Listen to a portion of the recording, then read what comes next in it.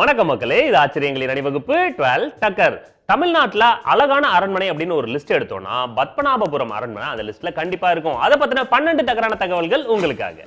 தமிழ்நாட்டோட கன்னியாகுமரி மாவட்டத்துல நாகர்கோயிலுக்கு பக்கத்துல பத்மநாபபுரம் அப்படின்ற ஒரு சிறு நகரத்துல வெள்ளிமலை அடிவாரத்துல இந்த பத்மநாபபுரம் அரண்மனை அமைஞ்சிருக்கு. பார்க்கறதுக்கு ராஜாவோட மாளிகை மாதிரி இல்லாம கேரளா டைப் பின்னணியோட இருக்கும். இது உள்ள போனோம்னா வேற உலகத்துக்கே நம்ம கொண்டு போகும்.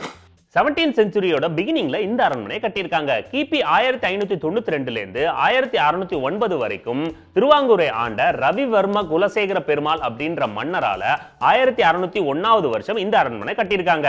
இந்த வருஷம் 16 படத்துல நம்ம அந்த வீடெல்லாம் பார்த்திருப்போம்ல, அது எல்லாமே இந்த அரண்மனை தான். திருவாங்கூர் மன்னர்களோட ராஜபோக தங்கும் இடமா இந்த இடம் இருந்திருக்கு.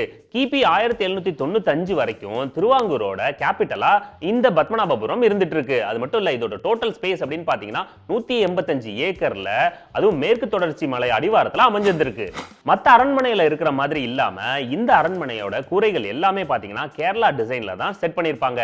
அது மட்டும் இல்லாம இந்த அரண்மனையில எந்த பக்கம் போனாலும் எங்கிருந்து பார்த்தாலும் தேக்கு மரத்தால ஆன டிசைன் பண்ண ஜன்னல்கள், கதவுகள், தூண்கள்னு ரொம்பவே நம்மள ஆச்சரியப்படுத்தும். அங்க இருக்கிற ஒரு தேக்கு மர தூண் கிடைச்சாலும் போதும், நான் செட்டில் ஆயிடுவேன்.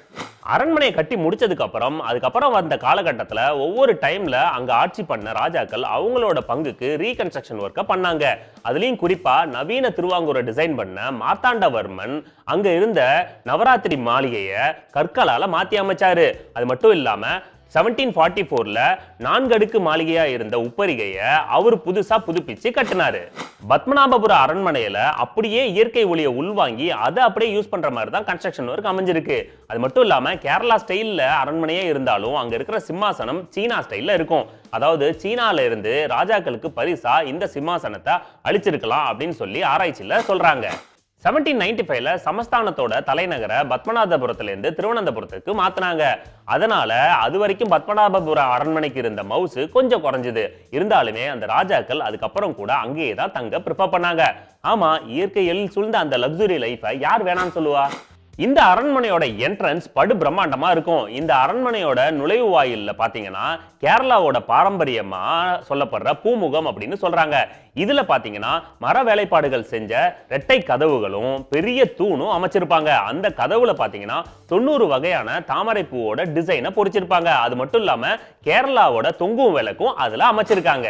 பொதுவா ராஜாக்களோட அரசு தர்பார் மண்டபம் ரொம்ப பிரம்மாண்டமா இருக்கும். ஆனா இந்த பத்மநாபபுர அரண்மனையில பாத்தீங்கன்னா மந்திரசாலை அப்படின்ற ஒரு பிளேஸ் தான் இவங்களோட தர்பார் கட்டிடமா இருந்திருக்கு.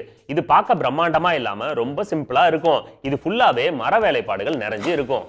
இந்த அரண்மனையோட ஃபர்ஸ்ட் ஃப்ளோர்ல பாத்தீங்கன்னா ராஜாவோட படுக்கை அறை இருக்கு. இங்க மருத்துவ குணம் கொண்ட ஒரு கட்டிலும் இருக்கு. அது மட்டும் இல்லாம இதோட செவுத்துல பாத்தீங்கன்னா ஆயுதங்களை பிக்ஸ் பண்ணி வச்சிருப்பாங்க. அது மட்டும் இல்லாம இந்த அரண்மனையோட செகண்ட் ஃப்ளோர்ல ராஜா படிக்கிற இடமும் உபவாசம் பண்ற இடமும் இருக்கு. இதோட தேர்ட் ஃப்ளோர்ல பாத்தீங்கன்னா பூஜை பண்ற பிளேஸும் இருக்கு. மருத்துவ குணம் கொண்ட கட்டலா?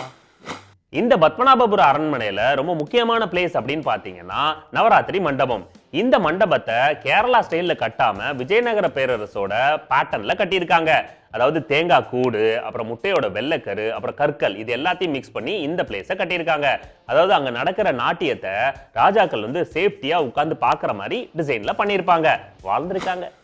இந்த பத்மநாபபுர அரண்மனை என்னதான் தமிழ்நாட்டோட நாகர்கோயில்ல இருந்தாலுமே மாநில மறுசீரமைப்பு சட்டம் 1956 படி இப்போ கேரள கவர்மெண்டோட கண்ட்ரோல்ல தான் இருக்கு. அதனால இந்த கேரள அரசோட தொல்லியல் துறையோட கண்ட்ரோல்ல தான் இந்த அரண்மனையை பாதுகாத்துட்டு இருக்காங்க.